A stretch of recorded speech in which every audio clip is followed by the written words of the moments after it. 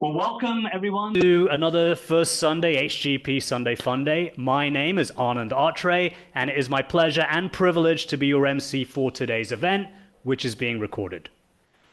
HGP believes strongly in freedom of speech, but the views expressed by myself, our musicians, today's speaker, HGP members, and our guests at today's meeting are not the official views of the humanists of Greater Portland.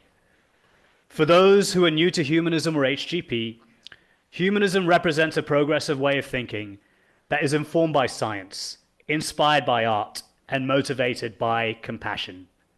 A humanistic approach to life is grounded in reason and our shared humanity, making a humanistic lifestyle one that aligns with social and planetary responsibility. Humanistic values are not based on appeals to external deities. Instead, they are formed when humans use reason and reflect with empathy on our experiences, collective needs, and capacity for flourishing. Paramount among these values is the commitment to uphold the dignity of all human beings. It is now my pleasure to introduce today's speaker. He's an economics professor and educator with a passion for making economics relevant, relatable, and sometimes even fun. He teaches at Virginia Tech, writes weekly as the Monday Morning Economist, and regularly speaks on topics ranging from economic literacy to the future of work. His teaching has been recognized for its clarity, creativity, and ability to make complex ideas accessible and engaging. He's especially interested in helping people see the hidden economic forces shaping our daily lives and public debates. He joins us over Zoom. His presentation is titled Relevant and Relatable Economics. Please join me in giving a big HGP welcome to Jadrian Wooten. I am an economist, and so usually I have to apologize beforehand. Most people do not want to talk to an economist or hear from an economist. I'll share that story, I think, in a little bit. So I do appreciate you giving me some of your time today so that I could share a little bit about what I do and then why I think economics is really interesting. I think it's a fascinating subject. I am assuming that you showed up because you are also interested in this same space. And so I hope I can share a little bit with you of what I also share with my students at Virginia Tech. So I think, I'm not going to say that I have the most challenging job at a university, but it seems like every semester my job gets a little bit more challenging. To be able to talk about the things that are happening in the news, to bring that to my students, to show them that economics is both relevant to their lives and also relatable. I obviously believe that. I have spent, I'm not gonna say my entire life, but a large chunk of it. I think ever since I was a college student, I was in economics. I went and did my graduate work, not far closer to you than it is to me. I did my graduate work at Washington State University. So I have spent years in the Pacific Northwest, I guess technically the inland Northwest. I've sort of, for the past 20 years, always done economics. So I find it incredibly interesting. And it's a joy that people are going to listen to it and learn a little bit more. So my hope is really focused on both relevant and relatable economics. But sometimes I often give these talks and people wonder why they didn't learn about it in high school. That this is such an important topic that we really should be teaching our young people about sort of the economic way of thinking, but also personal finance, how to make good decisions. To me, economics is a decision-making science. I really do believe it helps you make better informed decisions, and if it at least helps you think about why other people are making the decisions that they're making. So a lot of things I'm going to teach you, I'm going to be honest, you're going to look at it and say, yeah, of course, those, like, why wouldn't you do it that way? Sometimes economic concepts and principles are actually really simple. We often think about economics as what's happening in the stock market with the unemployment rate, with the government shutdown. And that is definitely part of economics and something that I'll talk about sort of towards the second half of this talk. But often economics is really about decision making. It's about how do we make good decisions about our own personal lives in a day-to-day manner? And I'll give you some examples of that both I think I do regularly, but I think you also do. And then I'll try to zoom out and I'll talk about sort of the more complicated, stickier topics, things like tariffs or nuclear energy or even the government shutdown. And so I like to think that this is something we should have learned in high school. Thankfully, I will not give you a test at the end. I am a teacher, but I don't like tests either. And so I'm going to focus instead on just what should we be teaching young people in school, and hopefully why they are going to start learning it. I think that's actually one positive sign. And so before we get into sort of the individual specific pieces, I do want to share that the United States, I'm going to say as a whole, is getting better about teaching economics. So this is a look at the Council of Economic Education. They do a survey of the states every year where they look at which states require either an economics course or a personal finance course for graduation requirements. And I am happy to say that Oregon is on that list, requiring personal finance and economics. However, that only started in 2023, I think that law was passed. And so it'll go into effect in 2027. And so even a lot of people in Oregon, a lot of young people, they may have taken an economics course, but they weren't required to take an economics course. That is coming down the line. They'll be required to take either an economics or a personal finance course. I think they believe the way they phrase it is sort of a life skills course as well. But it's not common across the United States. It's not universally common, I should say. Only about half of the states actually require an economics course. A lot of states are requiring personal finance. I'd argue that those are both very similar. So in some senses, I would prefer economics because I'm an economist. But if the choice is economics or nothing, I'm glad that they're at least getting personal finance. I think they're going to get some of the same concepts that I'll teach you today, and we'll talk about through some of our examples, that they're at least getting some of that in a personal finance section. One struggle I've seen, at least in teaching, I've lived on this on the East Coast side, both in Pennsylvania and Virginia for the past 10 years, is that I find that even when a student has taken those courses, they often just come in with very basic understandings of supply and demand. They maybe don't get into the nuance of decision making. And then sometimes maybe, I don't know if this is necessarily better or worse, is they're often getting sort of a government course or a history course. They're learning a lot of stuff about the Great Depression, which is good. They should learn about what happened at the Great Depression. But it would be nice if they had a little bit of insight of what can we learn from that going forward. So again, you're gonna hear me say this over and over. Economics is really a way of thinking. It's a toolkit, and there's a couple small little tools that if you keep those in the back of your mind, I think it'll help you make better decisions. Or again, think about why people are making the decisions that they're making, even if they're not necessarily the decisions that you would make. So I started this by saying I am very excited to have this conversation with you.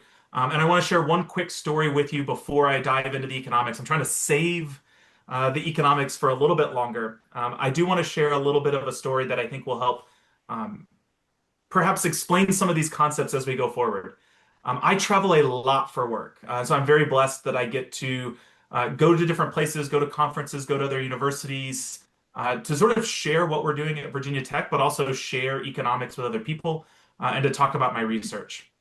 This morning, I'm logging in from home, so I'm wearing a much more comfortable outfit, but I usually wear Virginia Tech polos, or when I worked at Penn State before, I'd wear Penn State polos. When I was at Washington State, it'd be a Washington State polo. I made sure to have the little logo there because I felt like if my university was paying for me to travel, I wanted to make sure at least I advertised that I was doing it as a job, not just for fun. Unfortunately, and I'll share the Virginia Tech version. Unfortunately, when I travel through Virginia and people see a Virginia Tech polo, they often will walk up and go, "Oh, what do you do at Virginia Tech?" And I immediately hesitate because maybe, as some of you saw when you saw Economist on the program for today, you were maybe not as excited to hear from me. So I generally hesitate to respond with, "I'm an economist," because the reaction that I usually get is not usually a positive one. So I usually hesitate. I usually say something, "Oh, I just work at Virginia Tech." And then I try to put my headphones in, I open my book, I try to deflect because I don't want to talk about my job. I'm happy to talk about my job. I do love economics, but I don't want to be trapped in a plane with somebody who has strong feelings about the economy that may not necessarily agree with what an economist would say. So I usually say I work at Virginia Tech, and then they dig a little deeper and they say, "Well, what do you do at Virginia Tech?" And I say I'm a professor, and I'm really hoping that that stops it, and it never does. And then they go, "What do you teach?" And instead, as soon as I say economics, they usually respond with, ugh, I hated economics. I would say I get that probably 75, 80% of the time. And it makes for a very awkward plane ride when you tell somebody that you hate the thing that they absolutely love, like with a passion. If you look at anything that I do, I'm all day long thinking about economics. So I usually joke. I've gotten really good at it. I can usually joke and say, "Well, you clearly didn't have me as a teacher," and then that's usually enough to break the ice. But lately, there has been a second wave of comments that I've been getting. So I think when I first started traveling for work, I usually got "I hated economics" as my number one response. Lately, it feels like people want to talk to me about economics, and that's a good thing. I really do like talking about this stuff. I think it's really powerful. I think it can make our lives better understanding it. But what I have often found is that when people want to talk to me about it, they are not asking me questions to learn stuff, but rather they want to share their opinions about the economy and what's going on, and it almost looks like they're looking for validation. They want to talk to me about how tariffs are a good thing and how it's going to make the economy so much better off, and we're all going to be better because tariffs are in place. And we'll talk about it today. This is that moment where I sit there and I go, I really don't want to have this conversation for an hour and a half. I really wish you would have just said you hated economics. That would have been a much better choice. And so it's very rare that I get people who say, I want to understand economics better, that I want to learn more. Where do I go? What can I look up? What books do you recommend? And so that's why I'm really, really excited for a talk like this, because I get to share a little bit of that understanding economics in a better way. And then thinking about how an economist looks at things like, again, tariffs, nuclear energy, the government shutdown.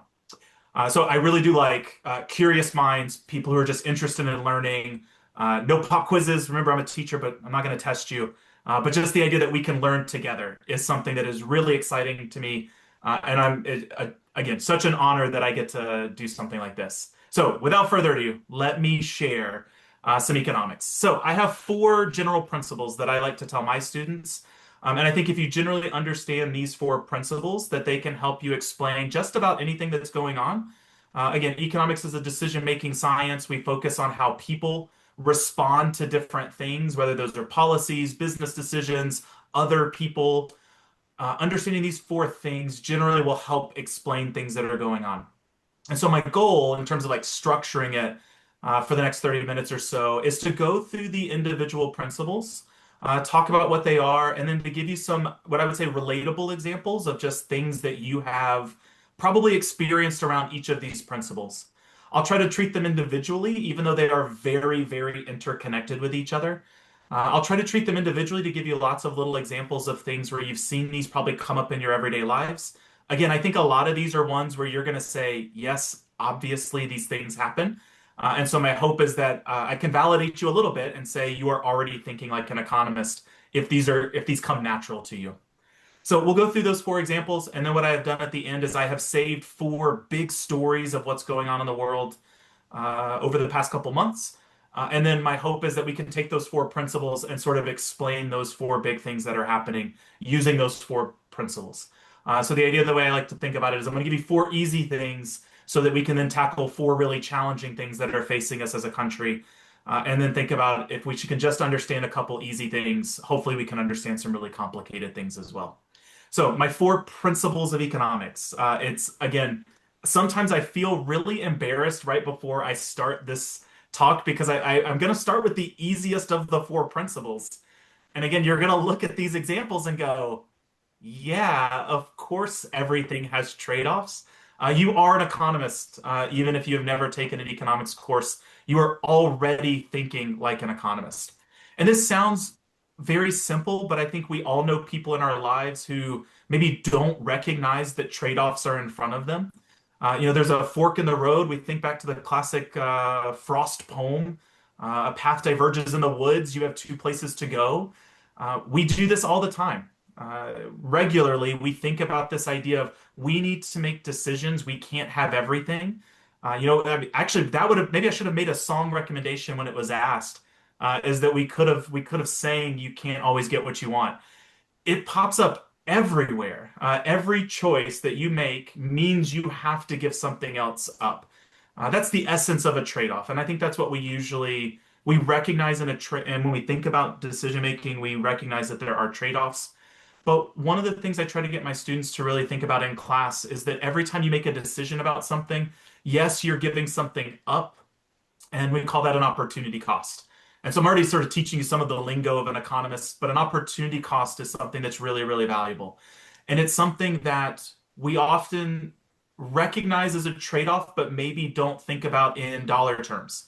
So, for example, you're all here today. You've spent 90 minutes of your day either coming to the location, logging in on Zoom. You could have been doing something else.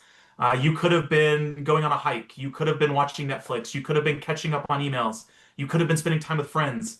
You could have been doing a lot of other things, but you made a choice to be here today. And when you're doing that, you are weighing benefits and costs all the time. And so one of the challenges is thinking about this idea that we have a list of things that we need to go through, and we need to sort of prioritize those items. And if we're not thinking about the cost of those other items, it can often lead us into bad decisions. I wanted to try to find a picture to demonstrate this as something separate, but I always try to use open source images or open access images so that I'm not like trying to steal anybody's photography rights, but I couldn't find a good picture that was available for sort of public use. Some of you might be familiar with this in the spring. Ben and Jerry's has a free cone day where they give out free ice cream, or Dairy Queen gives out a free ice cream cone at the start of the season. And it's always one of my favorite examples to talk to my students about this, is because you will often see a line of people waiting in line to get this free ice cream cone. And this is always, and you caught me probably doing that, and it's so natural to do that every time I say the word free. You've heard this phrase, there's no such thing as a free lunch. And yet people will wait in line 30 minutes, 45 minutes for an ice cream cone that would cost them $2 normally. And then later complain that they don't have time to do other things because they spent it doing something that maybe wasn't as valuable as it should be. My own students do this every year. Virginia Tech during finals week.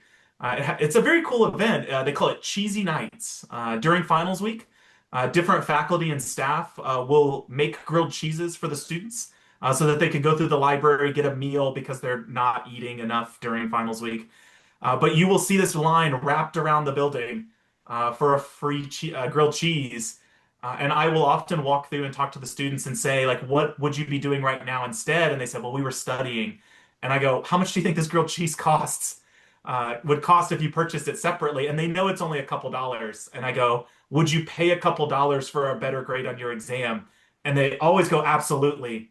And I go, then why are you standing in line for a grilled cheese that's going to take you 40 minutes when you could be studying instead? So we do this all the time. We make poor decisions, and often we make poor decisions because the trade-offs are ones that we don't think about those costs. But we can make better decisions. And this, I think I have a lot of parents and grandparents in the audience, which is going to be the easiest one that I could tell you about. The way that we can help make better decisions is we can provide incentives. So incentives are just trade-offs with some structure involved. We make poor decisions all the time because we're not incentivized to make better decisions. So I have two dogs, and they're angels. Well, they were angels until they realize they get treats even if they don't do the things that I ask them to do. We tried to train them with treats. We knew incentives work with dogs. They also work with small children. They work with adults too. But when we change incentives, we also change behavior, and we can change behavior in a lot of different ways. And so again, this is, as a concept, very easy. I think we know people in our lives, we know ourselves well enough that if we provide incentives, we can get people to change their behavior, think differently about the trade-offs. But part of my hope is that getting you to recognize that these are part of decision making can help explain lots of other types of things that are going on. So think about something like surge pricing with Uber.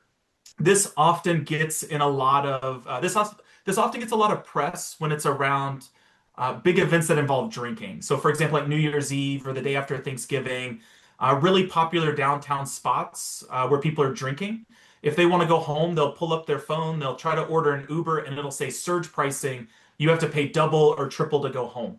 And this often pops up as like a really negative thing because people will look at this and say, well, you're creating an incentive where people are going to drive home drunk rather than drive home in a more safe way by taking a taxi or an Uber. And so this will often cause a lot of controversy and frustration. Um, and they're not necessarily wrong. Like this will change people's behavior. Higher prices would cause people to do it less. But in some senses, you want to try to think about the other side. And this is going to lead us into the next principle in just a second. Part of the reason that Uber has these surge prices on there is not just about making buyers pay more. That is definitely part of it. But it's an incentive to get more drivers on the road.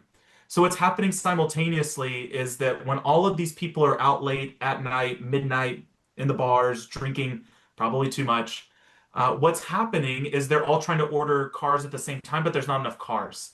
And so that surge pricing is sending push notifications to Uber drivers around the area saying, hey, there's surge pricing. You should get on the road. You should try to drive down there and take advantage of these high prices. And so it does work in two ways. In some senses, people are paying more, but at the same time, it's an incentive to try to get more drivers on the road to help these people who need rides to get back home to where they're at. And so it can be a really complicated situation where we have to think about the alternative is not having those surge prices, where people might have to wait a half hour or an hour to go home, where they may also be more likely to just drive home drunk instead because they don't want to wait a half hour or 45 minutes for a ride. And so sometimes when you see certain things pop up in the news, it can be incredibly frustrating because we sort of only see one side of the story. And again, that's going to be my third principle for you. But we want to start thinking about how the sort of the unseen side of the story pops up. You'll see this when politicians recommend things like taxes on sugary sodas. So that was really popular in Philadelphia when I lived in Pennsylvania. The goal was to apply taxes based on how much sugar is in a drink, with the hopes that it would incentivize people to stop drinking sodas or sugary coffees instead. So it's usually added sugar. I probably should have said that. Not natural sugar, but added sugar to drinks. It's designed to nudge people's behavior. But what ends up happening is sometimes incentives go the wrong way and they might backfire. So one thing that has popped up with like sugary tax incentive or sugary beverage taxes is what ends up happening is sometimes people switch to things that actually have more sugar in them instead. And so they'll switch to like sort of fake orange juices or apple juices that are loaded with sugar sort of as a natural sweetener. But for whatever reason, those weren't taxed in the same way that like a Coca-Cola or Pepsi was taxed instead. There's a really popular example that at Dunkin' Donuts, they would just not put the sugar in the coffee and they would give them a container of sugar separately so that people could add it. They still got their sugar in their coffee, but it wasn't added sugar, so then they don't pay the taxes. People are really smart. People respond to incentives. And so it's really important to think about when we design policies to sort of shape behavior that we're thinking about how people are responding to incentives and to be prepared for the other side. So normally I would have stopped at this picture, but I actually, right before this presentation started, I don't know what I was looking at something and a cartoon popped up and it reminded me actually of my favorite cartoon that I wanted to share with you. And so I don't get a chance to usually change my slides right before.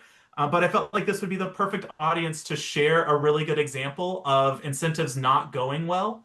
And so this is a family circus one where the small child had lost a tooth. And so the tooth fairy comes in and says, put some 20 bucks under there. And the kid runs out and says, I got 20 bucks from the tooth fairy. And then all the kids start smashing each other's teeth. I don't think that actually happens. But it's a good way to think about this idea of people respond to incentives. We know that animals respond to incentives. We're not much better than animals. We'll respond to incentives. And again, I think that's going to help drive our conversation when we talk about the big policies in a second. Incentives are really powerful. Maybe they're not this powerful, but they do get people to change their behavior a lot. So I mentioned a third principle, and I try not to give away the story too far, but it is a really powerful incentive or a really powerful principle that I think is kind of getting into the situation where thinking like an economist requires a slightly different approach to thinking. So the first two, very normal thinking, right? Very normal. There's trade-offs. I can get you to change your behavior. Here's incentives. But there's a concept in economics that comes out of the 1800s. It's a very old principle. It's centuries old. The economist, or was a philosopher named Frederick Bastiat, that looked at this idea of the seen and the unseen in terms of sort of economic policies or events. And his statement was essentially this idea that it's really easy to focus on the things that are visible and right in front of us. That's the seen. And then the unseen is sort of what's happening in the background that we don't consider. That's sort of the real story that we need to think about. And so some of you actually may know this concept. It's the broken window fallacy. And if you don't know it, it's okay. I'll go through sort of an example of it. But the broken window fallacy is this idea of the seen and the unseen. And we want to be really careful that when a new policy comes out or a new event happens, that we're not just focusing on the things that are really obvious, but we're thinking about the stuff that's happening behind the scenes. So the broken window fallacy sort of I'll try to tell it as simply as I can. Like it's a philosopher, so it was a really long story that he came up with. But it's the sort of the general idea is that somebody who owns a store, if the window gets broken, some people might walk by and say, "That's tough luck for that person." But then other people will try to come by with a rosier attitude and say, "But now look, the person whose shop was broken, they're going to have to hire somebody." To fix the glass, and now the glazier, the person who's fixing glass, they now have business, and so we're spending money in the economy. It's getting the shop owner to hire somebody else in the local economy who, when they will fix the window, they're going to hire somebody else to fix the window. And so sometimes people will look at damages not as a cost to society, but rather as a benefit to society. And so I'll give you an example, and I can kind of close the loop with the broken window fallacy. You might see a storm come through, and so I grew up outside of Houston, and so I'm used to this from a hurricane sort of story. That a storm would come through, and it would do a lot of damage.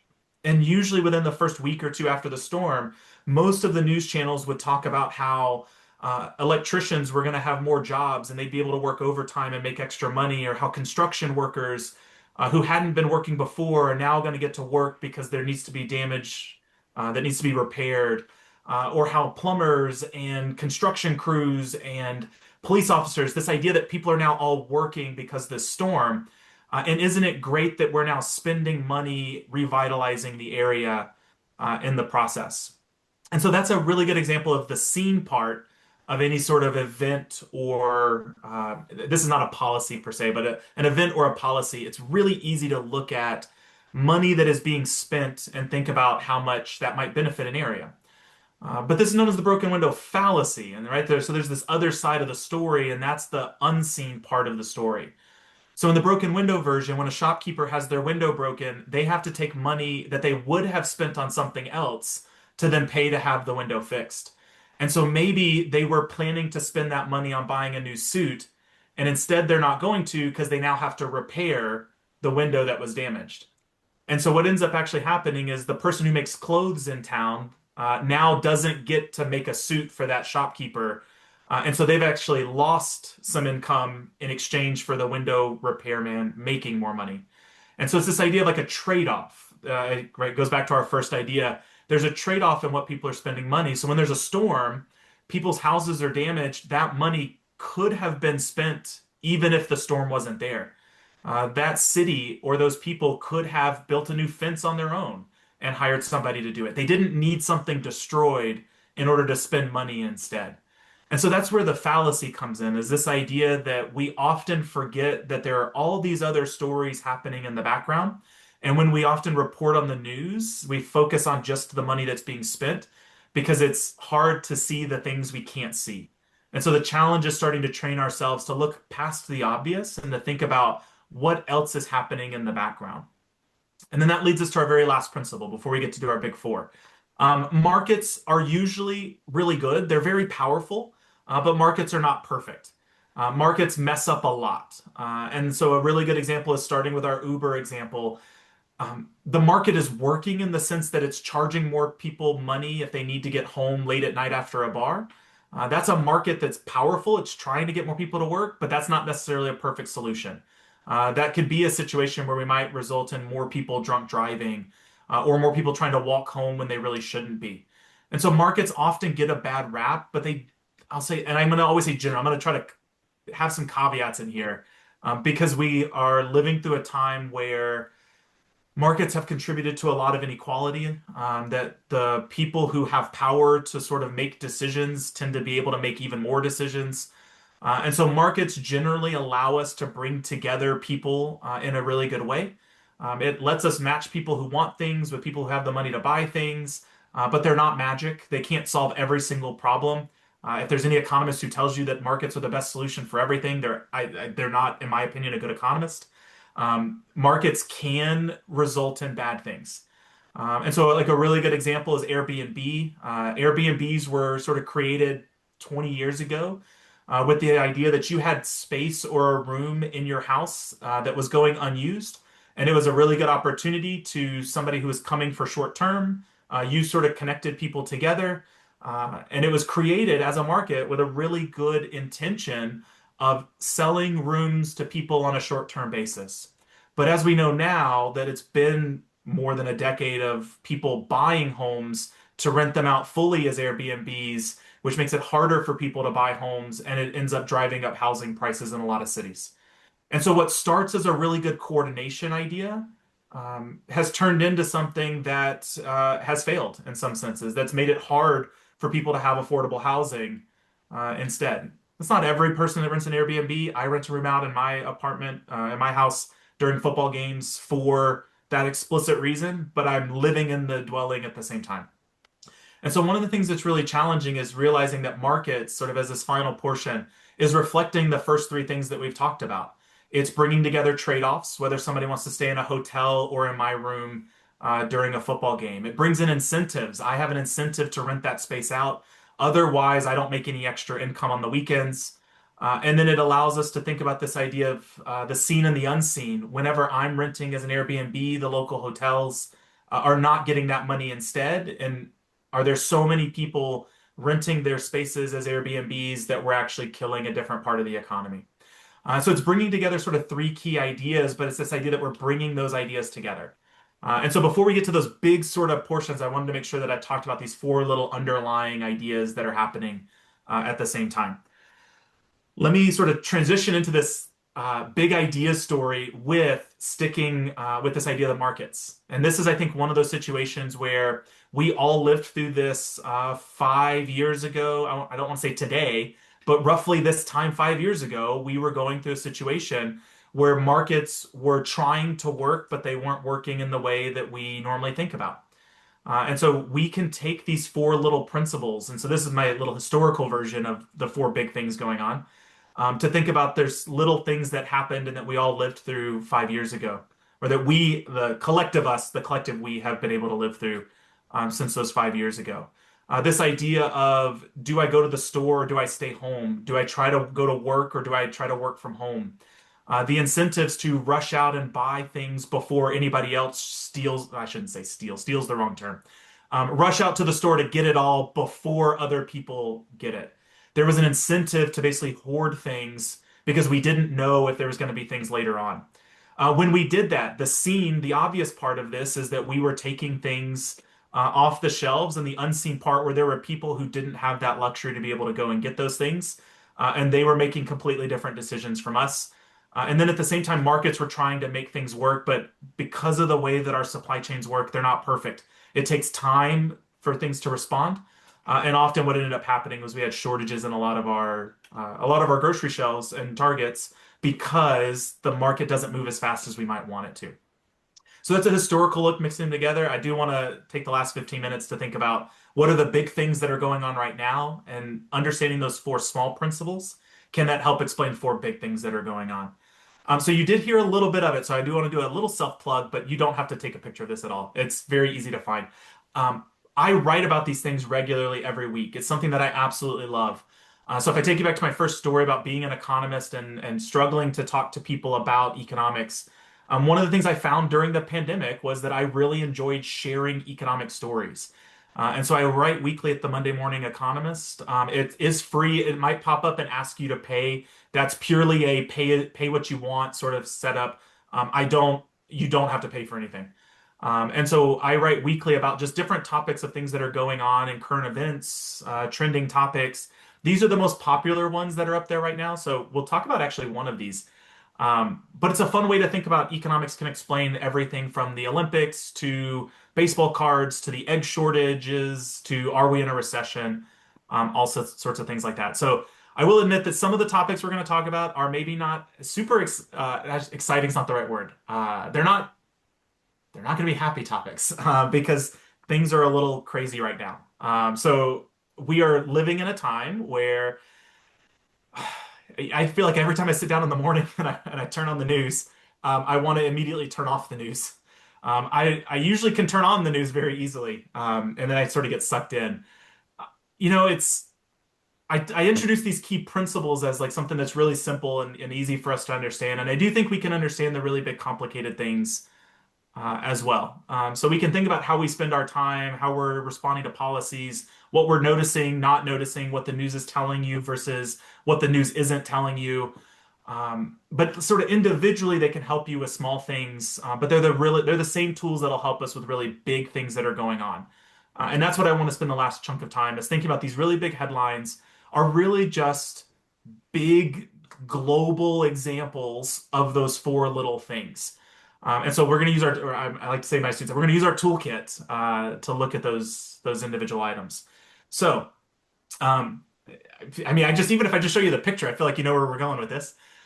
This is why I say that it has been a very challenging time to teach economics. Um, One thing that I'll say we joke professionally, we joke about this idea that if the best time to teach economics is when it's usually the worst time for the country. When unemployment rates are really high, when inflation rates are really high, when we're talking about tariffs, those are usually not good times for the country, but it obviously gives us something to talk about in the classroom. And so if you have read a newspaper, turned on the news, seen any sort of headline in the past 9 months, it has probably been about tariffs and the impact of tariffs and who's paying for tariffs, who's not paying for tariffs, what's happening with tariffs. At some point, I keep thinking that I can't wait for the day that I can stop talking about tariffs. But if we go through our four principles, right, I will talk to you about tariffs in the sense that let me take our four principles and think about what's going on. And I hope that this comes across as what goes on both sides, right? That you can understand why some people might be in favor of tariffs and why some people might not be in favor of tariffs. And I'll share sort of like what economists generally think about tariffs. And so if we think just sort of from the first level about trade-offs, companies are making decisions before tariffs are ever in place.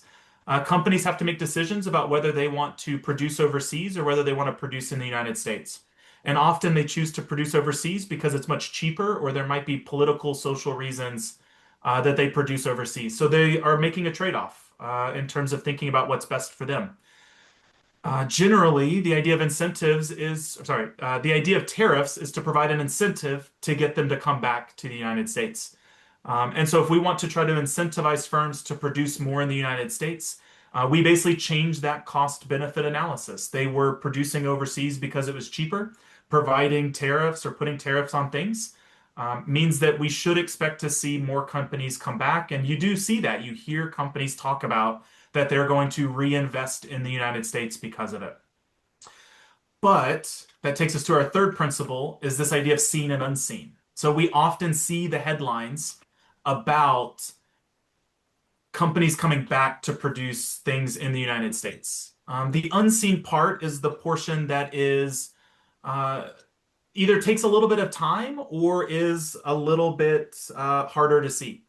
So most leading economists, and I say leading in the sense that this is a survey of, it's done by the University of Chicago. It's a survey of really the most prominent economists across the United States who are working at a lot of the top institutions around the United States. Most leading economists believe that imposing tariffs on a country is going to lead to slower growth over, in this case, they asked them about the next 5 years. The idea that if you're putting costs onto companies, whether that's the exporting company, the company that's bringing it in, you're going to make things more expensive, which means people aren't going to buy as much stuff. And when people don't buy as much stuff, that slows the economy down. Whether it's slowing the economy down or whether it's raising prices, generally economists agree in that spot. This is often the part that is, I would actually lead into part of the unseen part. I think people can sort of predict that that's going to happen. at least on the prices side of things, but what impact that has on growth rates is often a little bit more challenging. But if you also think about it in the sense that if we're spending more money on the products that are being imported in the country, that's less money to spend on other things in the country. So this is sort of like the broken window fallacy. Sure, we might buy more stuff from the United States, but as a result, we might buy fewer things that were already being produced here. But then at the same time, whenever we're making it harder for things to come into the country, other countries are responding the same way. They're making it harder for us to ship things out to other places. And so you will see these. So even though I call these seen and unseen, you'll see these stories of other places that are finding it hard to send their products overseas. And so one of the ones that I just saw last week was that U.S. whiskey production has plummeted since before the pandemic. And a big chunk of that is basically saying that they used to send a third of their products overseas and now they don't do it anymore because other countries aren't buying our stuff. This idea that if we're not going to buy theirs, they're not going to buy ours. So even though I call this the seen and the unseen, right? This is obviously in the news. This is from Lexington, Kentucky. People in Kentucky obviously care about this a lot. But what happens is when we often focus on tariffs, sort of on the big side of things, we're so focused on the production that's coming back to the United States that we tend to forget about the stuff that's happening behind the scenes.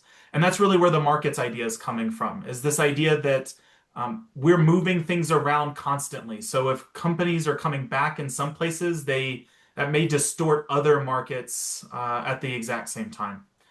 So something I actually saw this morning. So I was able to, I slipped this one in right this morning, was a review of basically countries around the world looking to basically invest in nuclear power again. That this was such a big push a few decades ago, but then it's sort of come back down, but now it's coming back up. And you can see sort of the four big principles in the same setting. The idea that there's trade-offs, whether that's a country or whether that's an energy provider, they have to figure out how they're going to provide energy to different areas. They can invest in cleaner alternatives, whether that's nuclear, wind, hydroelectricity, or they go with fossil fuels instead. And so the problem is that investing in one versus the other requires a lot of upfront costs. And so they're facing these ideas of costs when making their decisions. But part of the reason we've seen this increase in nuclear energy kind of revitalization, some of it is coming because of data centers, and we need more energy around data centers. So there's sort of a supply and demand story that's happening. But what's also happening a lot is that governments have been providing more subsidies. So our own government over the past decade has provided more incentives for companies to invest in cleaner energy sources. So they've done subsidies, tax credits, loan guarantees to make it cheaper to then build a lot of these facilities. Again, it's the idea that we're using incentives to change their behaviors. But a lot of the focus has been on sort of what's the impact of switching to something like nuclear, or is it safe to kind of rely on renewable energies that may not necessarily generate power at the same level, right? So wind power or hydroelectricity may find surges based on water melts or wind pressure that's happening. They may not necessarily be as reliable. And so we likely will live in a world where there's always some sort of carbon burning fuel. But if we're sort of pivoting from one industry to the other, what ends up happening is we often focus on this switch to things like nuclear or hydro or wind, but then we sort of forget about the people who are living in West Virginia, who are living in areas that relied on coal production heavily, who now are seeing their industries decline. From a global perspective, that's likely a good thing that we're not burning coal. Generally, I would say that that's a good thing. But the idea is, what are we doing for those individuals who don't have the resources to move? There's not industries in that area that they can just go get a new job. Are we doing things to help make sure that those people are relocating into new industries or new locations? But also, do they want to move, right? The idea that you might not want to move away from your family as well. So it's really easy to see investments in clean energy, whether that's, again, solar, nuclear, wind, but then thinking about this unseen side of the country that often is getting left out. Markets are usually really powerful about doing this, but this goes back to this idea that markets are powerful but not perfect. And so part of the reason we still burn coal, natural gas is it's relatively cheap. It's a cheap energy source, but it doesn't factor in the costs on top of society. It doesn't factor in the pollution. greenhouse gases, destruction that's happening in a lot of these coal mines. We don't factor those things in. Some areas are thinking about how they can factor those things in, but at least in the United States, we're not doing that right now. And so a lot of it is thinking about what's happening in the future is should we be having things like carbon taxes? Should we think about ways that we can help take the money that is, if we were to tax carbon, could we reallocate that to people in those other industries to help them find new jobs or to move to other places? But those are big policy decisions that unfortunately leads us into the third thing. I realized that was a bad transition. I had a slide for the government shutdown, and I realized I needed to also tell you that generally economists favor subsidies for clean energy in addition to carbon taxes. So this is generally a good economic thing. But what I was going to say was that's a big policy issue that people in Washington could hopefully solve. But unfortunately, we can't right now. That we are going through a government shutdown. It's not just a political story. It's an economic story. And if you've seen sort of the conversations that they're having, it's about people's health care. It's about the ability to afford treatment when you need it. So there's trade-offs. The government has a $6 trillion economy that they have to figure out how to fund everything from defense to food assistance to national parks. Instead of a single fork in a road, we have 6 trillion forks in the road, figuring out where we're sending all of our dollars. And so a shutdown is essentially we can't figure out which path to take the country down, whether we want to go down one path versus the other. And then, unfortunately, that has really big impacts. I mean, the seen part of it is we see national parks shut down. We see delays in people being able to get their assistance. We see tours that are not happening at the Capitol. Right? There's all these little parts that are popping up. And so you might wonder, right, aren't there incentives behind this? Members of Congress have an incentive to be reelected and to do things that their people support. There are incentives to figure something out. But at the same time, some politicians have incentives not to figure things out, that their base elects them for disrupting the government rather than supporting the government. And so again, even if it's not something that you necessarily agree with, my hope is that learning those four principles will help you see that even though some people have an incentive to be reelected, recognizing that their constituency base may want this item, and that's why they're holding out in some sense. And so there's trade-offs involved in this. Where do we kind of spend our money? Where do we go from here? The seen part is the shutdowns. The unseen part is how long it's going to take for people to get their paychecks. That we have people who are still working, but they're doing it without pay, whether that's air traffic controllers, the TSA agents. They're working, but not getting paid. What ripple effect does that have around capitals and small business owners or companies that are contractors? The unseen part of that is the part that'll take a lot longer to figure out. And then unfortunately, when we think about this from a market standpoint, is markets generally don't like uncertainty. This idea of when the government will reopen again, a lot of us are looking and waiting for interest rates to come down from the Federal Reserve. But the Federal Reserve looks at data from the Bureau of Labor Statistics, which is not currently operating. So they can't get data that they need to then make those decisions to then decide whether to cut interest rates so that we can afford cheaper homes. So there's markets at play, but the problem is it's not perfect. We can't make all these decisions without things working in the right way. So this is sort of big current event part. I do have 2 minutes, so maybe I'll give you one more because I gave you three relatively sad stories. Let me give you one that's a little bit happier. So I'd like to end on a happier note with when I say 1 minute left. So we'll see how fast I can do this. You may have seen headlines. Taylor Swift has released a new album. Even something as big as Taylor Swift, we can use our four economic principles instead.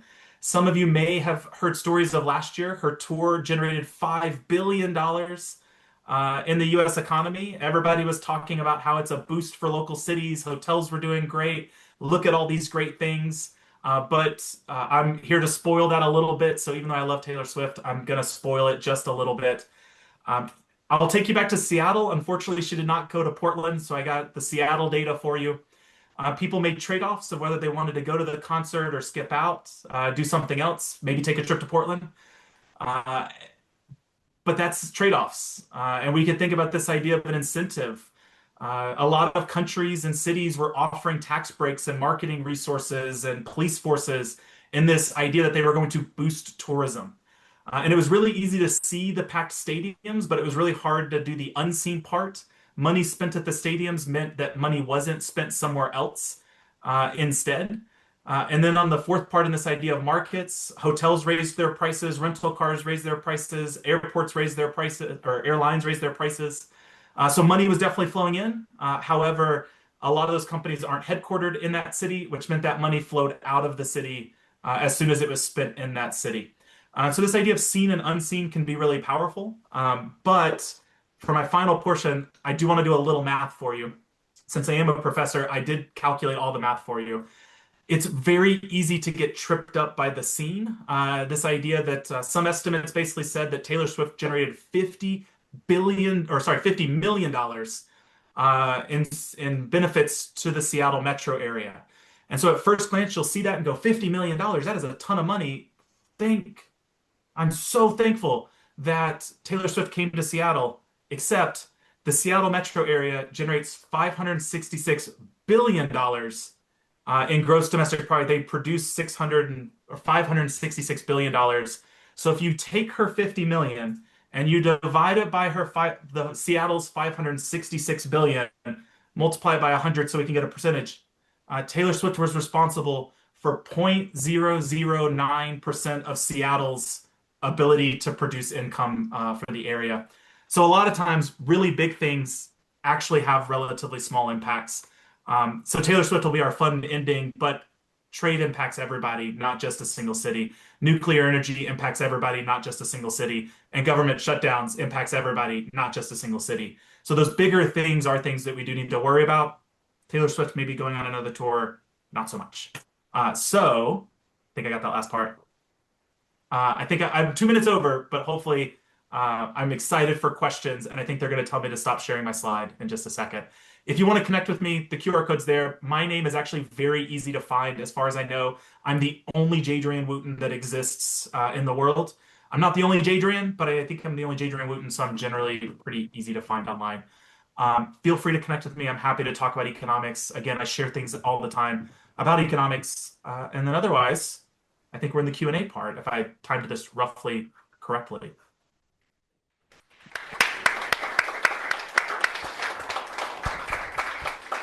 Thank you so much, Jadrian, for that fantastic presentation, equipping us with the 4 principles and then showing their practical applicability. It was really, really awesome. Before Jadrian decides to give us a pop quiz, it's probably time we turn things over to a Q&A session. We'll take our first question from Zoom. Actually, it's been typed in. It's from Rich. Is cryptocurrency a Ponzi scheme? So in my big 4, I was actually thinking about talking about cryptocurrency because I know that this is such a big popular thing. One of the problems with cryptocurrency is that it's not a currency at all. So currencies need to be backed by something. And so, if you think sort of early American history, the US dollar was backed by gold and silver. We were on the gold standard. But even today, it's sort of backed by the faith of the government that the government's not going to go bankrupt. But the idea is it's backed by something. There's some inherent value behind it. And then also the idea that it's widely acceptable. So like I can take you $1 and you'll give me $1. I can go to another country and they'll take $1 from me. But cryptocurrency it doesn't have that. Cryptocurrency is backed by other currencies. And so it doesn't function in the same sort of way. And then it's also not widely acceptable a lot of places. You have to find somebody who's willing to take it in that part. And so in that sense, it is not like a currency, but rather more like a regular asset. Like if you were going to buy a share of Apple or a share of Microsoft, you would buy something that will generate value for you later. But the way that you get value is you have to buy it with dollars, hold it, and then sell it for dollars later. And so then that's where this idea of a Ponzi scheme comes in, is this idea that these things have been created and are kind of constantly always being created, but the only way they have value is that like more people are putting more money into it. So I wouldn't go as far as to say it's a Ponzi scheme. A Ponzi scheme would require some foresight into the ability to actually take advantage of people, and I don't think that the people involved in this are doing that. I think of this as it's more like the Beanie Baby phenomenon, where there are physical items that people are ramping up the value and everybody wants to get involved in it. And then eventually, I think it's just gonna sort of pop and everybody will have all these Beanie Babies or cryptocurrencies. And they'll just fondly remember the time when it was worth a lot of money. Excellent. Let's take our first question from the Friendly House. I'm number one. So first, thank you for the presentation. Second, regarding airline companions, I am a psychologist. Tell them that you're a psychologist at the university. They will give you a long look and then not say anything. So under principle number 3, Yes. I understand that a profit is what's left when all expenses are paid. Mhm. When you see a profit, are you warranted in asking, have all the expenses been paid? That's definitely that was that's a corporate accountant. So this is what there's accounting profit and economic profit. This is always one of my favorite examples. Um, to an accountant, the money left over means all the costs have been paid. To an economist, we often downplay that by a ton, not because there's like things they haven't paid, like not from like a fraud perspective, but if you sort of go back to this idea of like the impact of like carbon emissions. So if ExxonMobil is profitable, sure they have a profit, but they've only paid the costs associated with what they have done with their employees, their equipment, things like that. That gap doesn't account for like the costs that that's been on society. That we have to clean up rivers and lakes or try to plant more trees to get carbon out of the air. It does not factor in that part. And then it also doesn't factor in, obviously, what else ExxonMobil or any of those companies could be doing instead. And so often their profit is probably way smaller.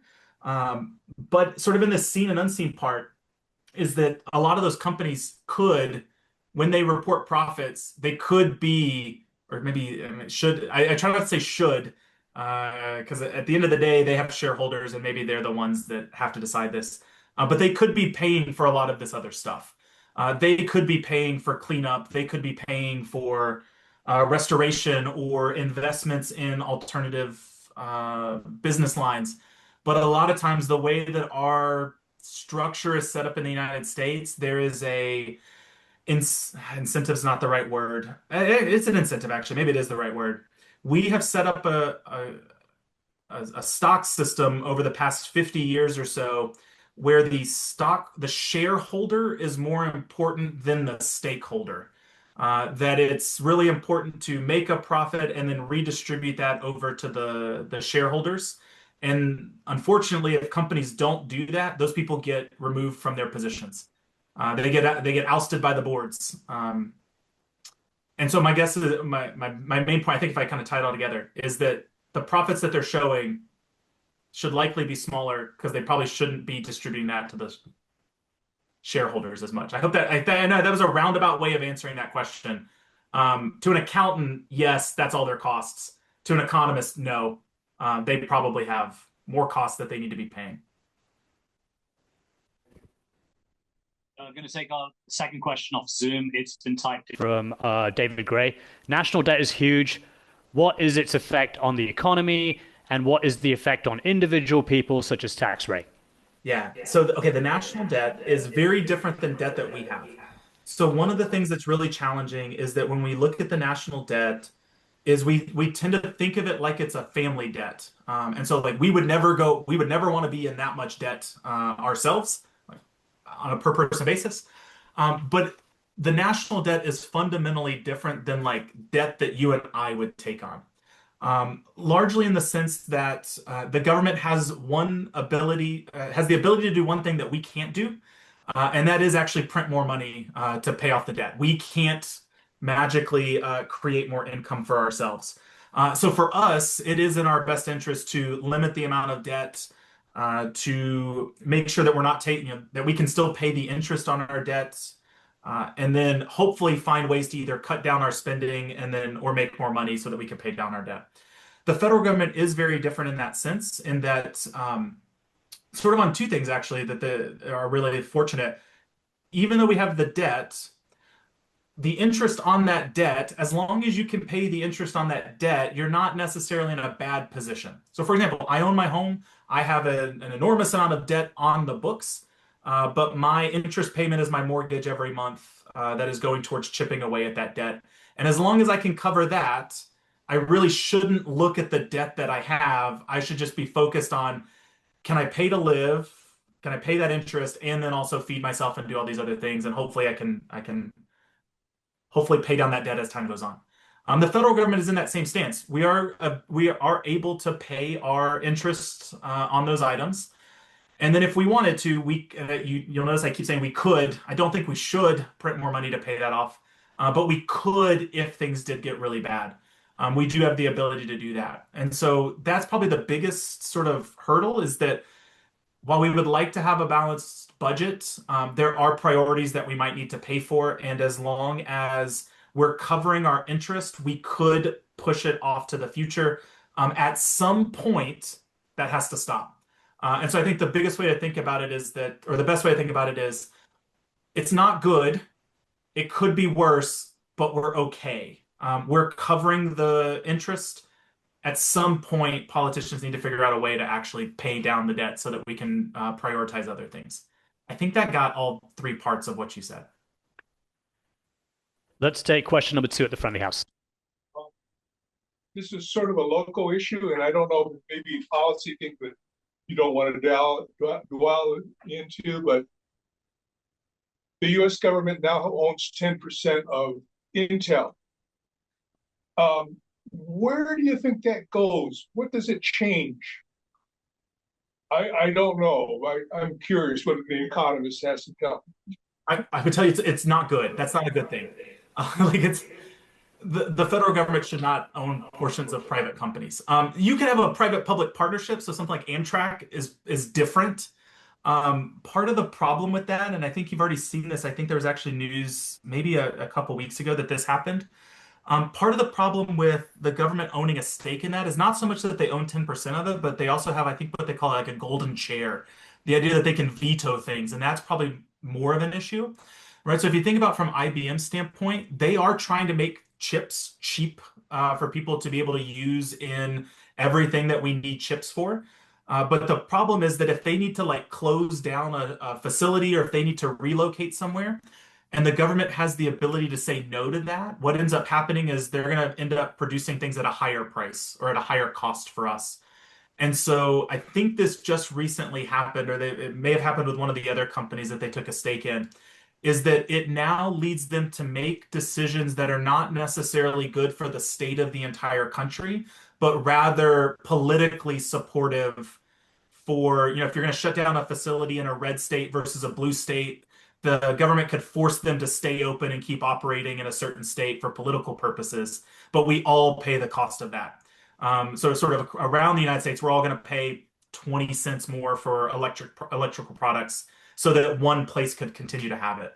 So it's generally not a good idea because it means that you can't make sort of the best decisions for the company as a whole. Let's take question number 3 at the front.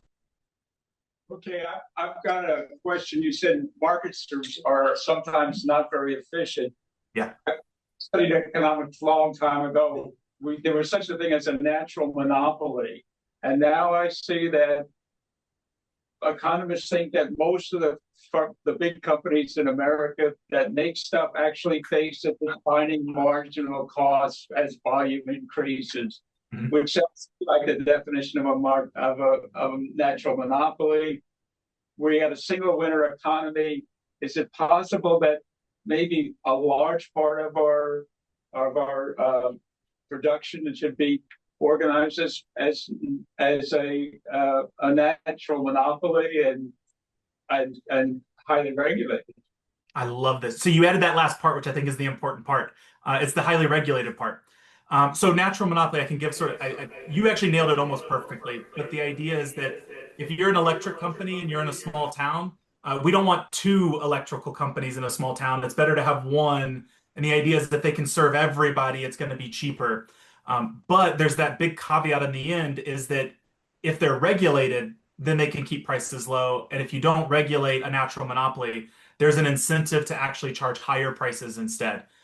So I think you are seeing a lot of that. If you think about like medical, like prescription drugs and things like that, the ability to sort of sell it to the entire country, it will get that stuff really cheap compared to if you're trying to compete with other people, then you end up having to charge a really high price. So you see natural monopolies in a lot of things like utility companies, pharmaceuticals, any sort of technology stuff, so like cell phones, computers, laptops. But you're also seeing it in services. So things like Google's ability to give us cheap free emails is largely because they can sell it to a billion people at a time instead. The problem really goes back to on that last part is the idea that it needs to be heavily regulated. So one of the issues that has been popping up, actually the airlines have gotten really bad about this. If you think like 40 years ago, there was a dozen different airlines that you could fly, but they've all sort of merged together and we really just sort of have four major ones. But one of the problems is that it gets sold that they should merge because they can make things cheaper. But what ends up happening is you get these situations where there's only one major airline at a hub. And so you don't really have the options, and then they can charge higher prices instead. So I think we're sort of missing the regulation component on that. And that's probably the place that we're allowing these companies to merge and form these sort of mega corporations, but we're not doing that second step. And that second step, I think, is really important. Let's take a question over Zoom, and it comes from Andrew Dussel. Go ahead, Andrew. Unmute your microphone and ask a question. Hi, not sure how cohesive I'm going to be here, but it feels like we're kind of transitioning into an economy that's dominated by a few kind of oligarchs, and it feels like the game is changing, where they're less profit seeking and more power seeking. You have guys like Elon Musk buying Twitter, not making a profit but getting a presidency out of it. I was wondering if you have any thoughts on like how incentives change, how economies change. They're not dominated by a market, but dominated by a few individuals on top. Kind of what incentives look like, what the differences are compared to the assumptions we have about like a more distributed market-based economy. Mm-hmm. So this is actually what in the previous administration, the Federal Trade Commission was going through this exact same issue. And I think with the change in the administration, they have not prioritized this conversation like we did 4 years ago.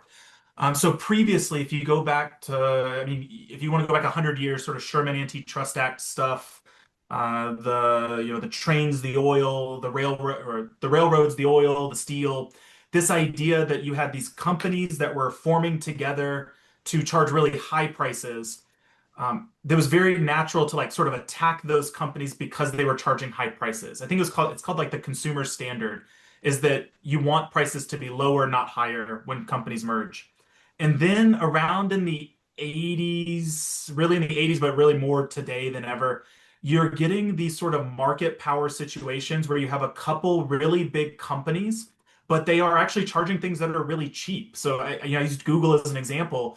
I'm gonna say we don't pay. We obviously pay with advertising. We have to see ads and stuff like that when we want to Google something.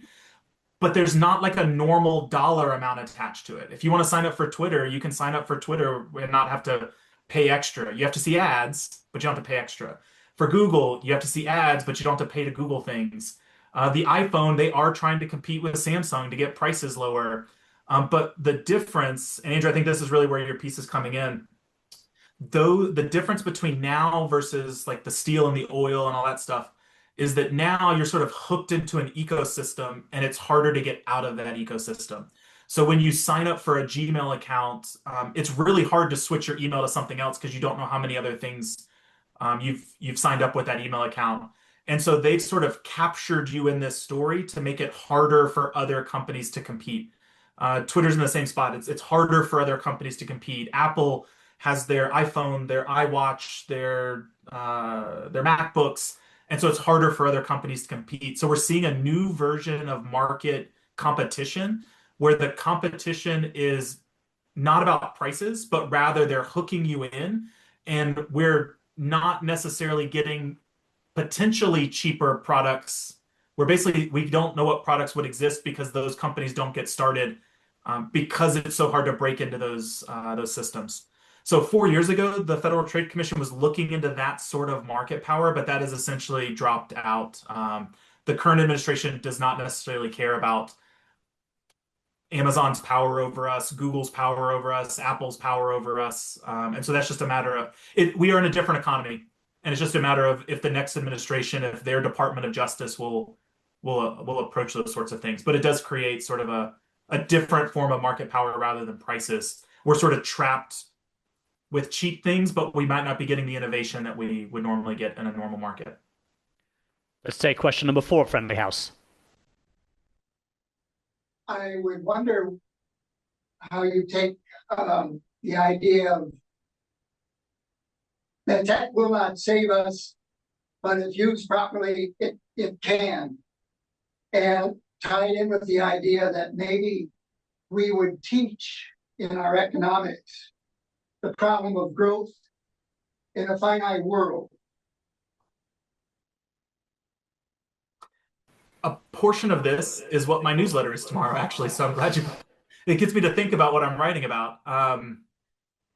There is an argument that we're living in like an AI bubble, and that we've been blasted with AI related things for so long, but that it's actually not generating the true value for the company that's necessary.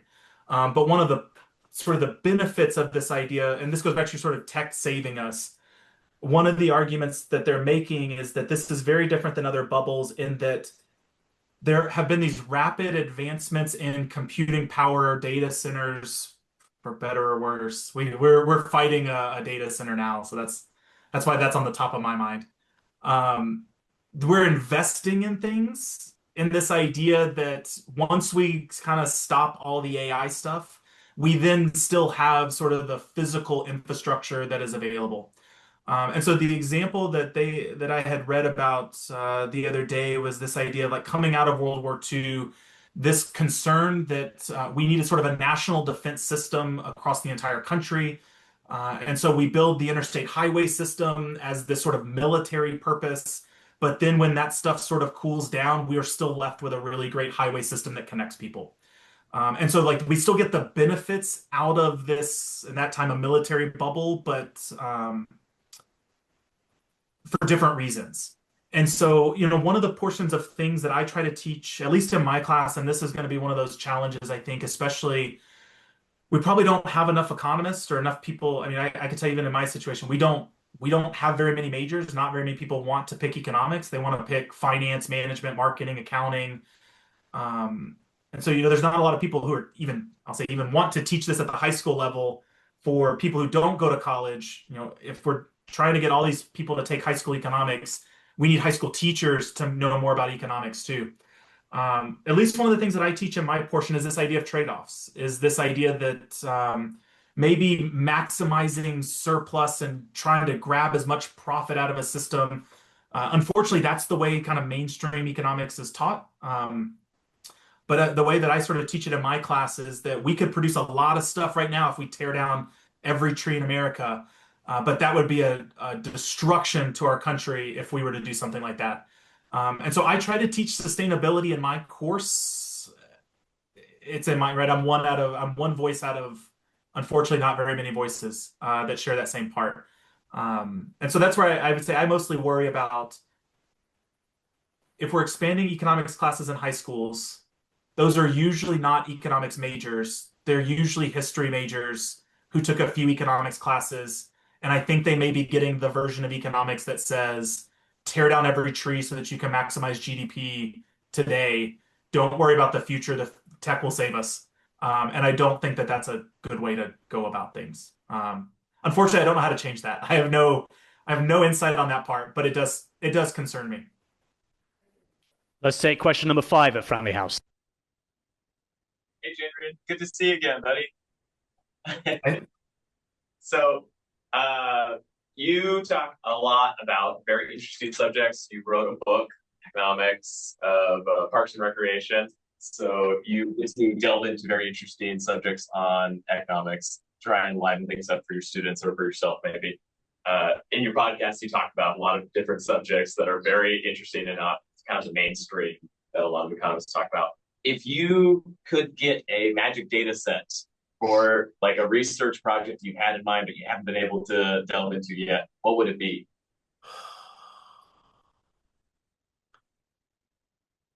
I so okay, so this data set exists. This is going to sound very Orwellian when I say this, and I'm going to apologize beforehand for what I'm about to say. I would love to know y'all's bank account information. Like, I would love to know what you spend money on. Like in every, like your bank knows this. Your bank obviously knows where you're swiping your card. I would love to know like what sort of things people are buying.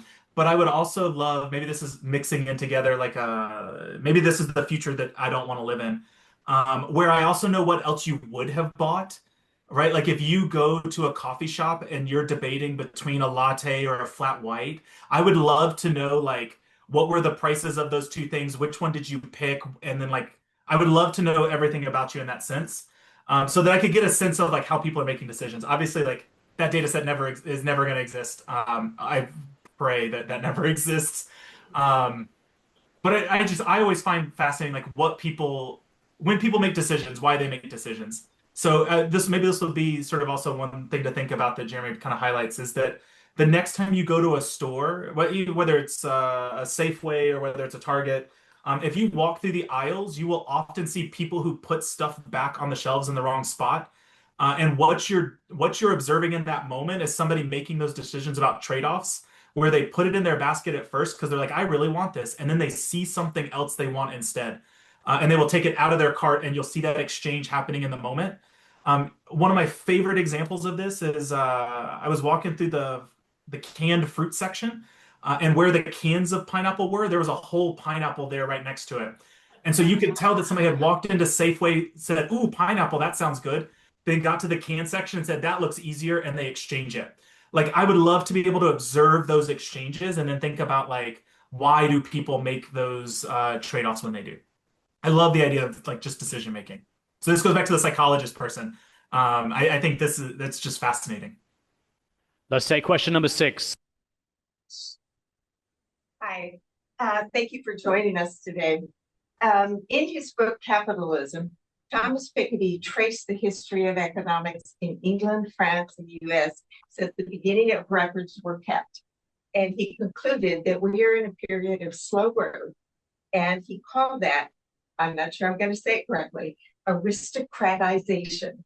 Mm-hmm. I'm wondering whether you agree with this analysis or whether you think that our 1% or maybe even a smaller number is becoming the aristocratic class of the United States or perhaps of the world, and whether what we ought to be doing in education is teaching kids how to be serfs. Well, the first part of that one is much easier to answer. The second part of that, I would say we might already be doing some of that without realizing that we're doing some of that. I think I just saw maybe yesterday or 2 days ago that Elon Musk is now like $500 billion worth of wealth, which is just, for me, so hard to wrap my head around. Just the quantity of money that goes into that feels the numbers don't make sense. It's like when I showed the Taylor Swift thing and I said that when you start talking millions and billions, it's so hard to wrap my head around.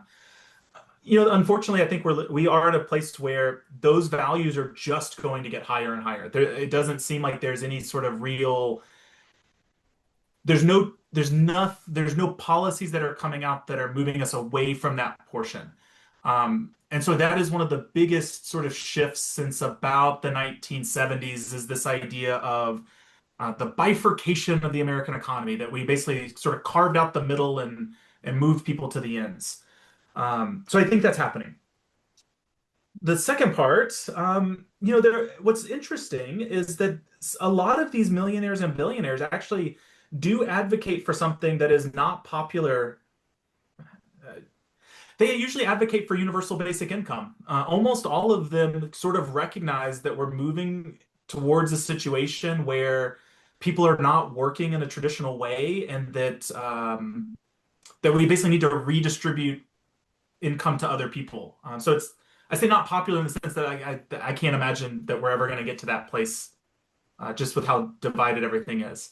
And so in that last part, should we train them as serfs? In some senses, I actually think that that's what a lot of high schools are doing.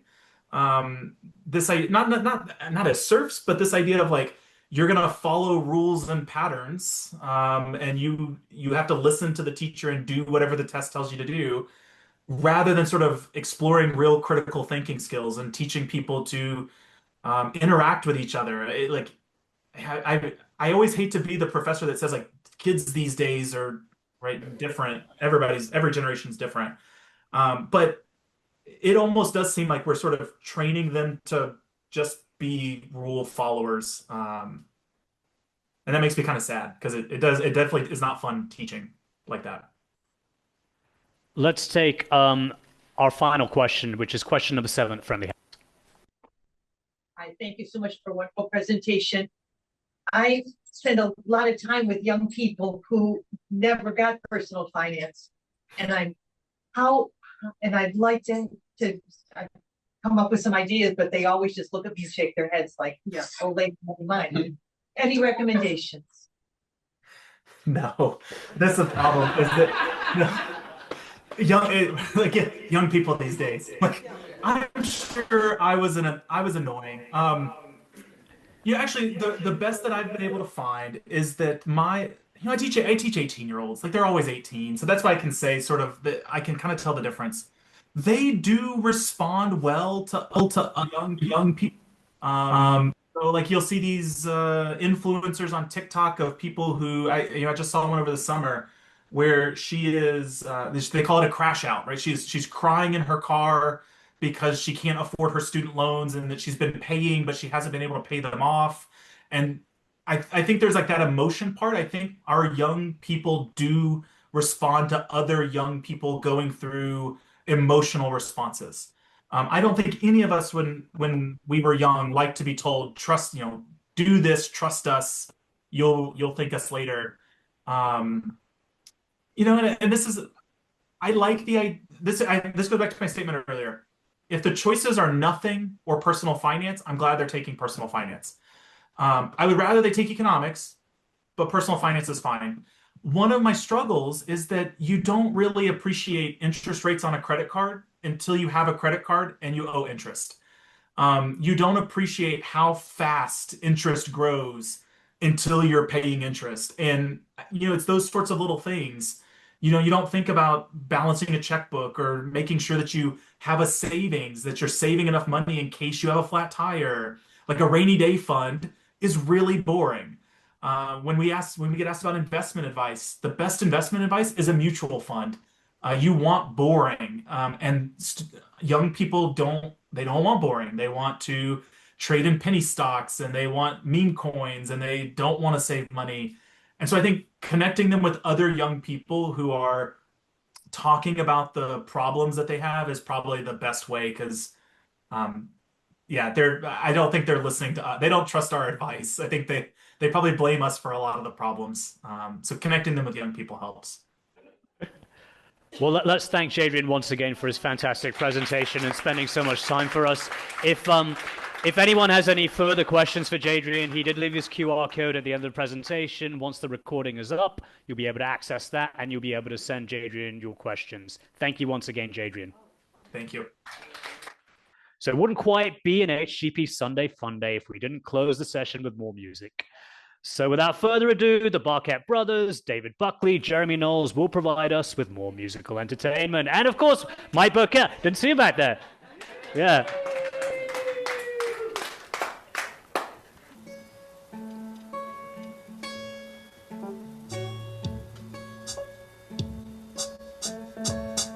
Oh, when you take that jump, you don't fear the fall.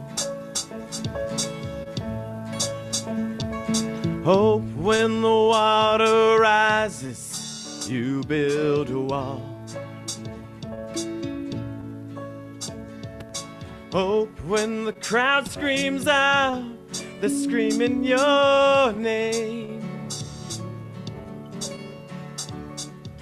Hope if everybody runs, you choose to stay. Hope that you fall in love and it hurts so bad. Only way you can know is give all you have. Hope that you don't suffer, but take the pain. I hope when the moment comes, you'll say chorus, I did it all.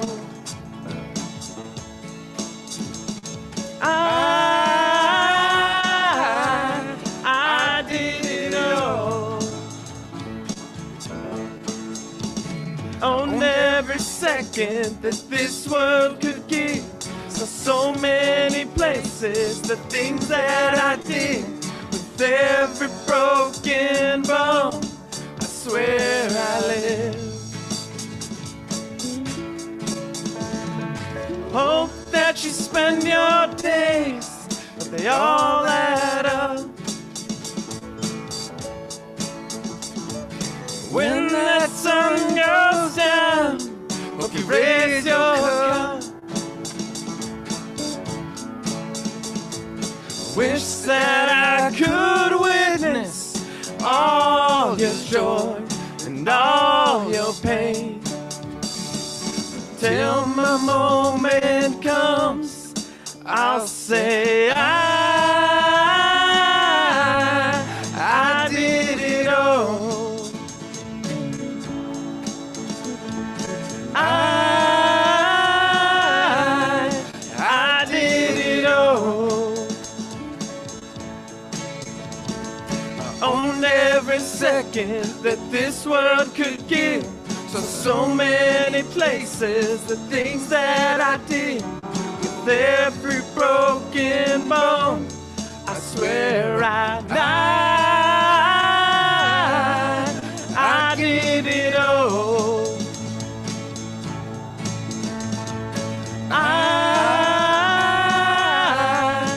I did it all. On every second that this world could give, so many places, the things that I did. With every broken bone, with every broken bone, I swear with every broken bone, I swear I live.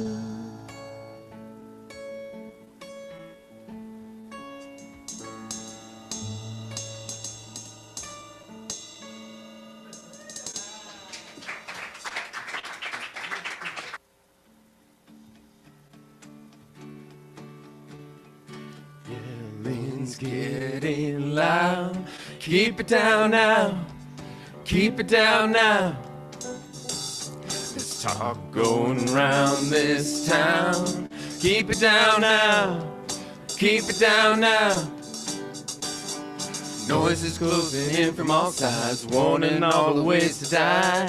They say you better give up, you better give up. I'll be an arm, not gonna stop me getting through.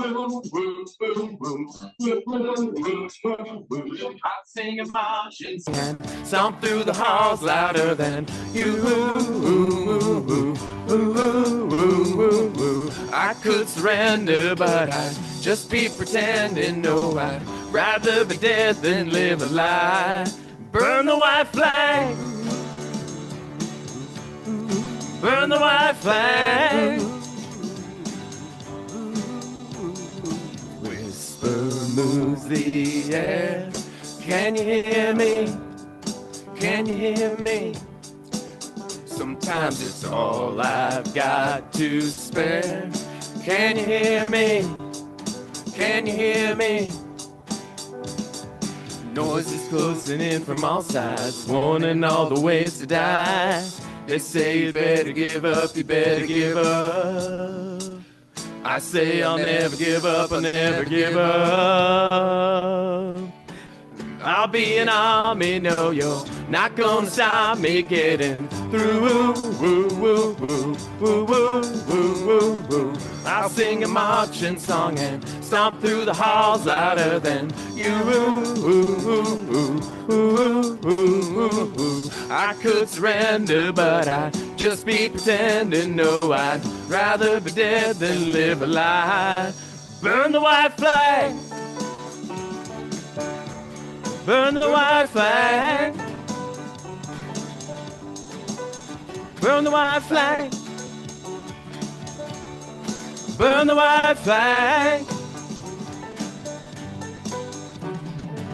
I'll be an army, no, you're not gonna stop me getting through. Woo, woo, woo, woo, woo, woo, woo, woo. I'll sing a marching song and stomp through the halls louder than you. Woo, woo, woo, woo, woo, woo, woo, woo. I could surrender, but I'd just be pretending. No, I'd rather be dead than live a lie. Burn the white flag. Ooh, ooh, ooh. Burn the white flag. Burn the white flag. Burn the white flag.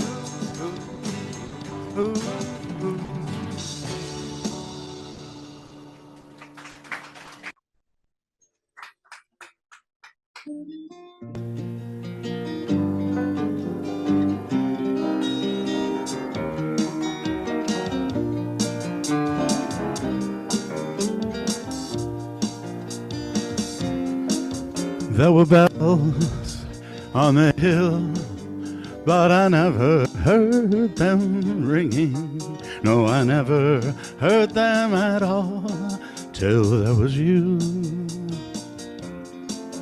There were birds in the sky, but I never saw them winging.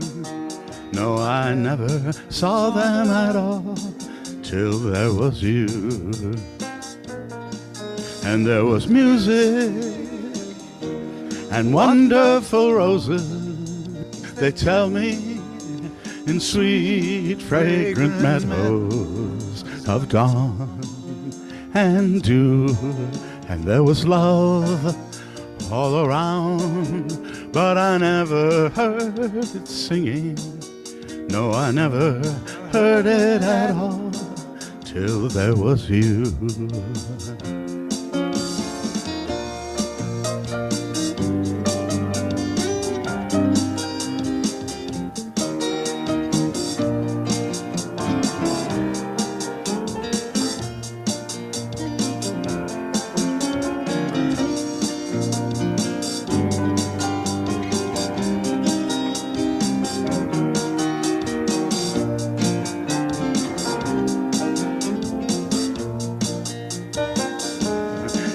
And there was music and wonderful roses, they tell me, in sweet fragrant meadows of dawn and dew. And there was love all around, but I never heard it singing. No, I never heard it at all till there was you. I never heard it at all till there was you.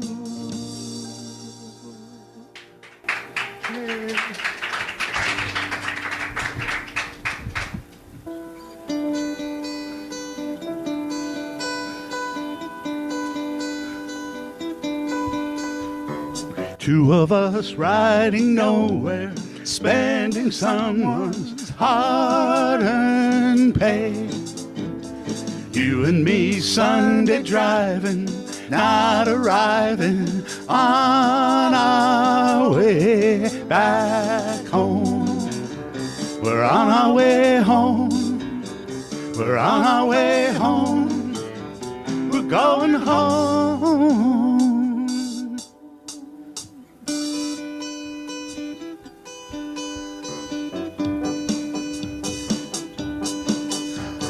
Two of us sending postcards, writing letters on the wall.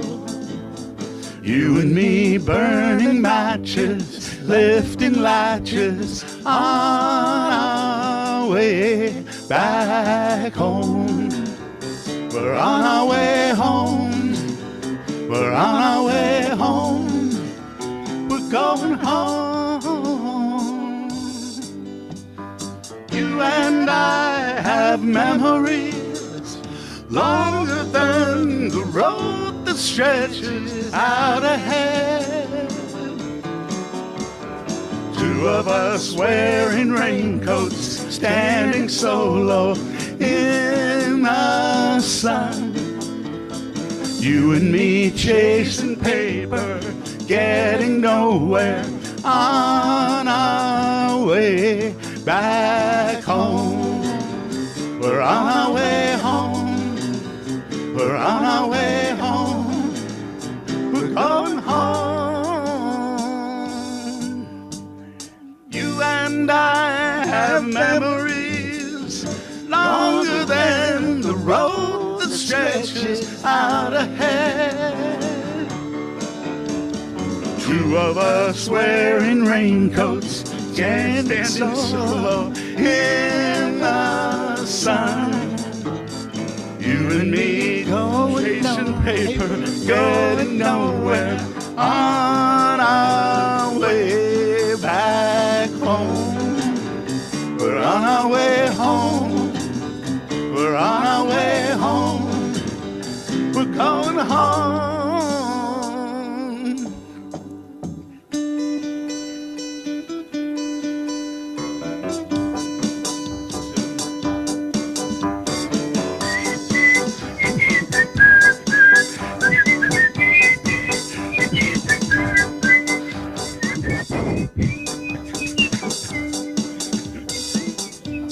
There it is. Yeah, sure. We try them out on you.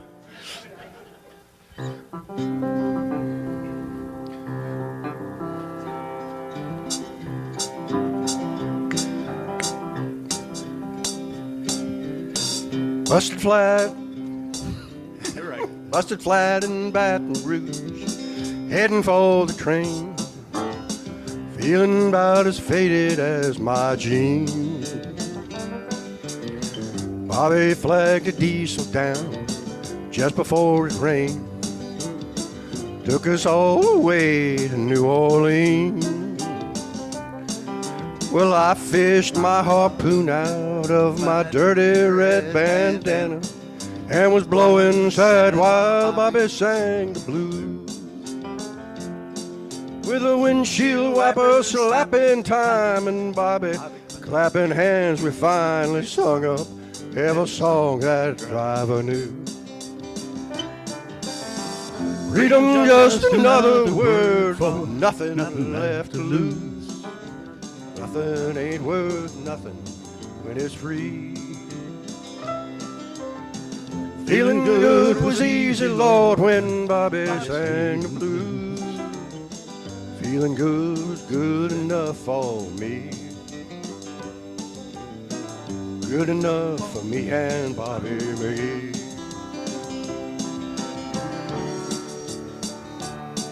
From the coal mines of Kentucky to the California sun, Bobby shared the secrets of my soul. Standing right beside me, Lord, when everything's done. Each night she kept me from the cold. I let her slip away, searching for the home I hope she found. Well, I'd give all my tomorrows for a single yesterday, holding bodies, Bobby, close to mine. Freedom, just another word for nothing left to lose. Nothing ain't worth nothing when it's free. Feeling good was easy, Lord, when Bobby sang the blues. Feeling good was good enough for me. good enough for me and Bobby McGee. Now the la-las, here we go. La la la la la la. Come on now. La la la la la. La la la la la. Bobby McGee. La la la la la. La la la la la. La la la. Me and Bobby McGee. And again. La la la la la la. La la la la la. La la, me and Bobby McGee. La la la la la la.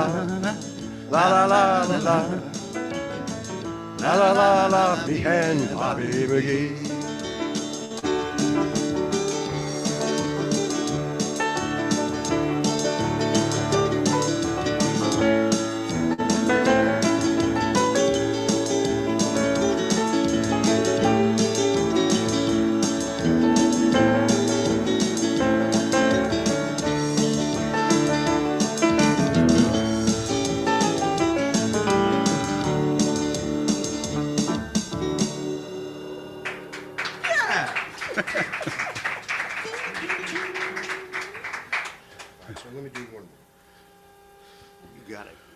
Take the ribbon from your hair.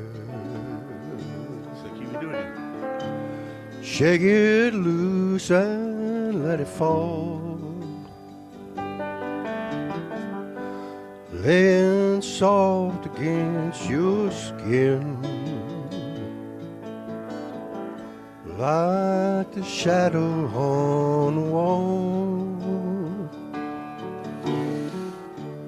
Come and lay down by my side till the early morning light. I'll take nothing but your time.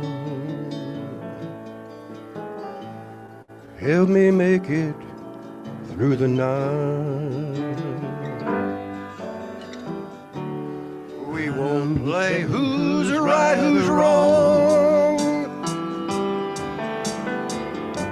And you won't have to understand. We'll let the devil take tomorrow. If tonight you'll take my hand.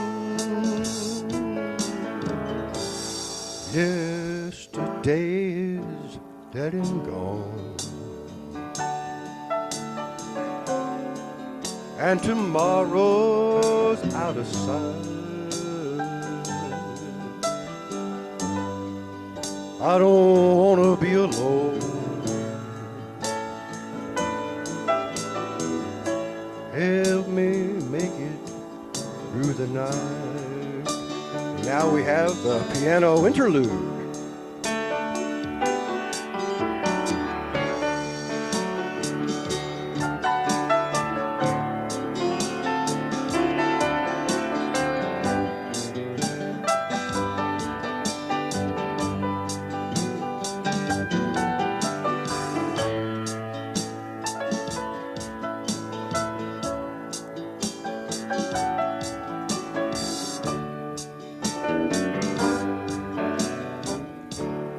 We won't play who's right or wrong, and you won't have to understand. We'll let the devil take tomorrow. If tonight you'll take my hand. Yesterday is dead and gone, and tomorrow's out of sight. I don't wanna be alone. Help me make it through the night. No one has to be alone. Help them make it through the night.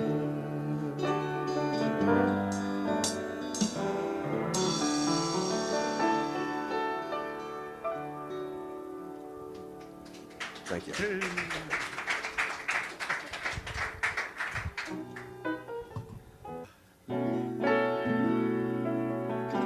Oh, that's it.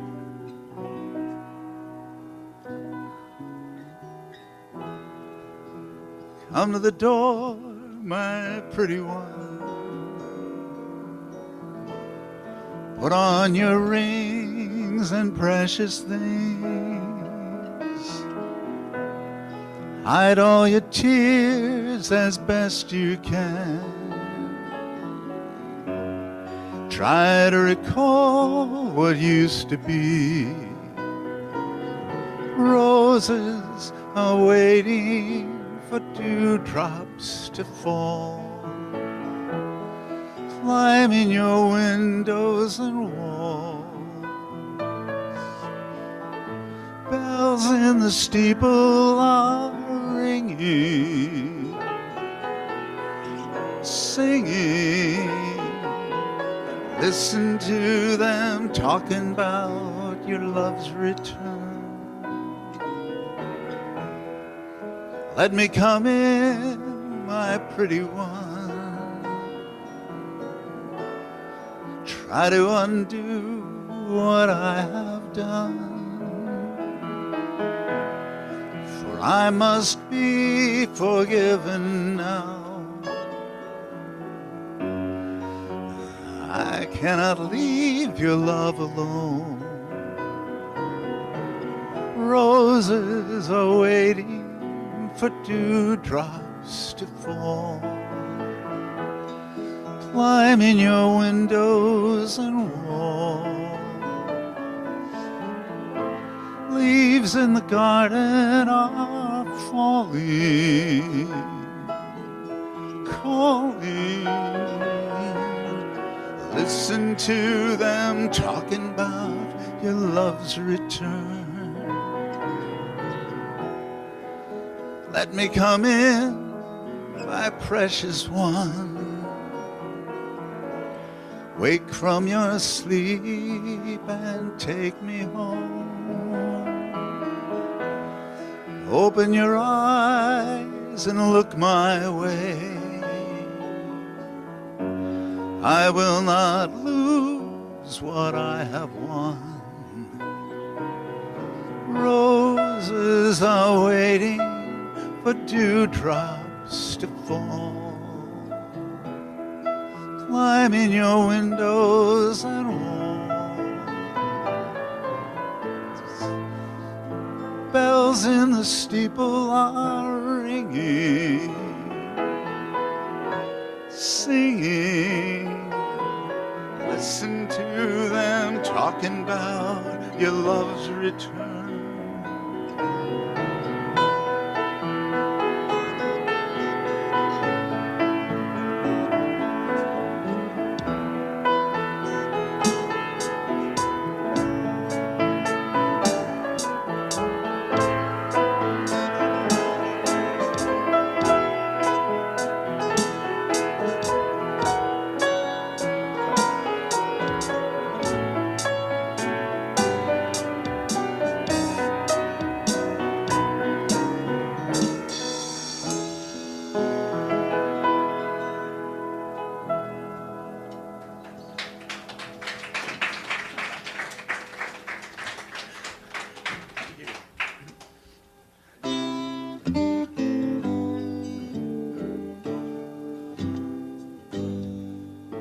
When I find myself in times of trouble, Mother Mary comes to me, speaking words of wisdom, let it be. And in my hour of darkness, she is standing right in front of me, speaking words of wisdom, let it be.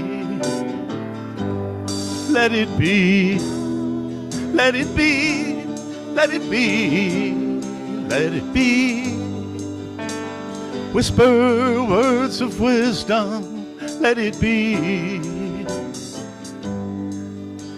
And when the broken-hearted people living in the world agree, there will be an answer, let it be.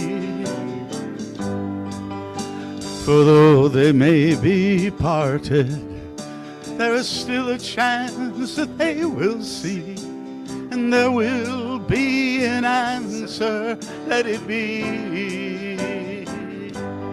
Let it be, let it be, let it be, let it be.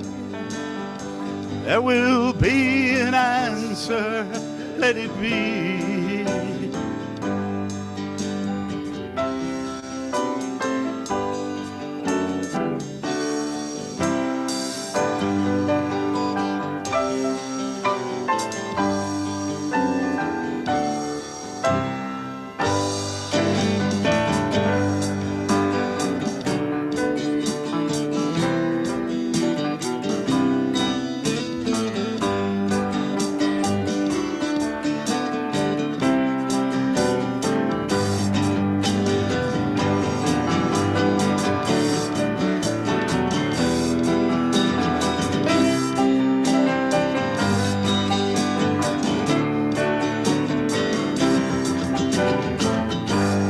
Let it be, let it be, let it be, let it be. Whisper words of wisdom, let it be. And when the night is cloudy, there is still a light that shines for me. Shine until tomorrow, let it be. I wake up to the sound of music. Mother Mary comes to me, speaking words of wisdom. Let it be, let it be, let it be, let it be, let it be. Yeah, there will be an answer. Let it be. Let it be, let it be, let it be, yeah, let it be. Oh, there will be no sorrow, let it be, let it be, let it be, let it be, yeah, let it be. Whisper words of wisdom, let it be.